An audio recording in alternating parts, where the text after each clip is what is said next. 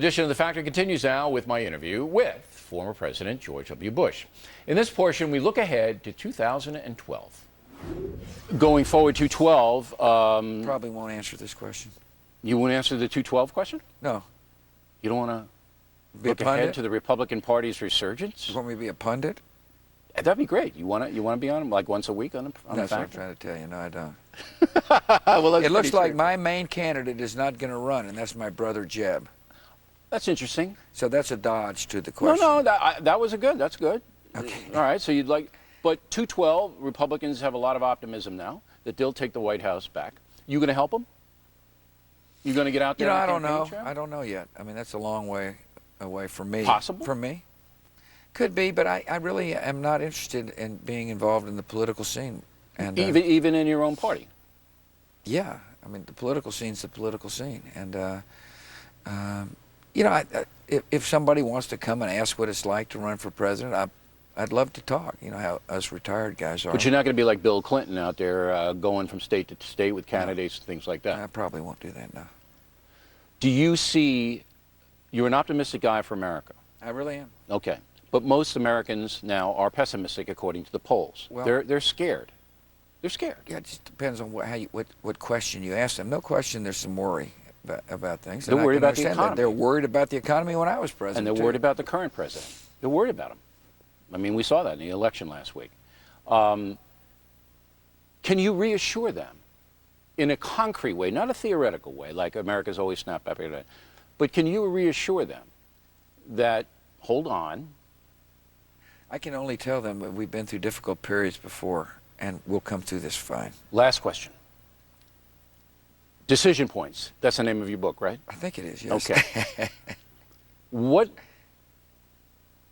looking back on the book, when I write my books, there's one thing usually I want people to take away from the book. Yeah. I've written Interesting. 9 of them now. Yeah. Then there's one thing, one central thing that I want people to take away Right. from the whole 300, 400 pages.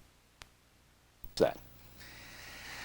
Well, my book must be a little more complex than your books. No, so much more complex. I had a variety of things I wanted people to take away. I want to put the reader in my position, so that whether he or she agree with my decisions or not, at least he'll understand how the process worked. I want to give future historians a point of reference, Do you want people to like you? Do you want the reader to like you? some might, and some might not. I mean, this isn't really about trying to enhance my popularity. I've never been a person that says, well, if I, write this book, maybe I'll shape my legacy. The legacy is basically this: what is your place in history? And it takes a long time for history to And you'll be reach its dead and I'll be conclusion. dead, right? Exactly right. Okay. And I hope people get the sense of how much I love our country and enjoyed being the president and was honored to be the president. And I took that away, and I think any reader would. Thank Mr. you. President, I want to apologize for giving you a hard time if I did. no, it was fun. Okay, and it's been my privilege to talk to you for 4 times. Thank you, sir. And thanks for taking the time today. Enjoyed it.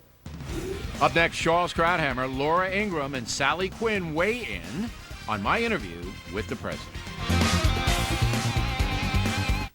So what's the verdict on my interview with the former president? Am I a pinhead or a patriot? We started off with Laura Ingraham.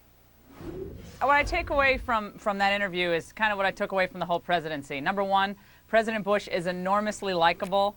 He's congenial, he's a patriot, and he loves this country. There's no doubt about it. And he wanted us to take that away from his book, and I think most people will.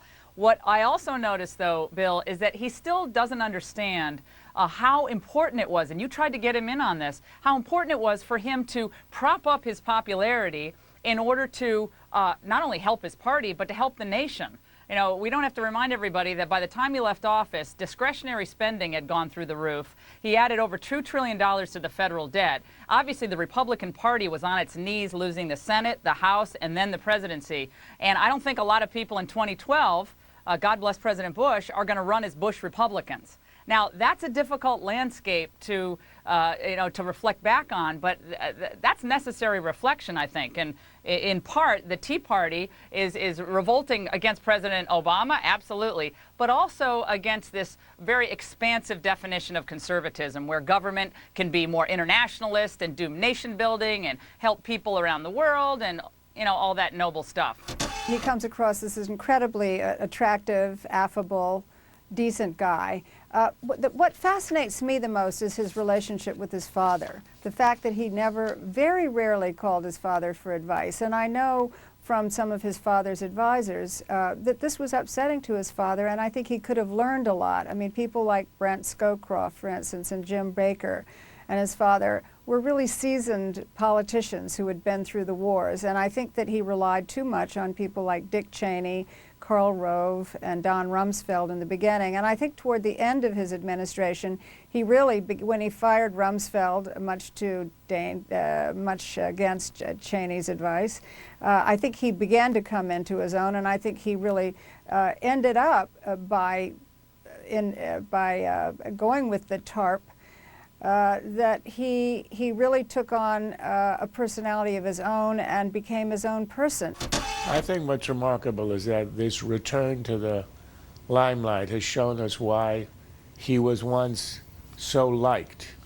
And I think the reason people forget that opposition to President Bush originally was very light early in his presidency. There was some resentment over the resolution, of course, the election against Al Gore. But he wasn't hated. What was so interesting is that, and then he won again re-election against John Kerry. He was a likable guy. What happened was, when the war in Iraq went bad, when we had the scandal with Abu Ghraib, and the policies were so difficult and searing in their results, there developed a very widespread hatred of the man. He was accused of lying us into war. You didn't have that when he got us into war. It was afterwards, retroactively. He was accused of callousness, of not caring, torturing, etc.